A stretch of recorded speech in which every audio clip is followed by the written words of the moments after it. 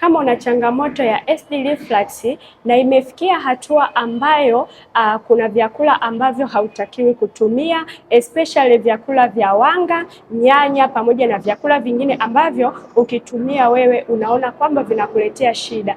Na pia hata nyakati za usiku ukilala, ni lazima mgongo wako uinue kidogo ili kupata uafadhali, kwa sababu acid reflux imefikia hatua ambayo inapanda hadi kwenye koo. Kwa hiyo ukilala mgongo ukauweka level moja, unapata shida sana nyakati za usiku. Sasa nataka kukuambia kwamba ukikaa na changamoto hii na shida zote hizi zitakufanya usifurahie katika maisha yako, na baadhi ya kazi usizifanye, na baadhi ya vyakula ambavyo wewe unatakiwa kuvitumia usivitumie. Hivyo tafuta solution, nitafute, chukua namba yangu bio ili uweze kunitafuta niweze kusaidia katika changamoto ya acid reflux.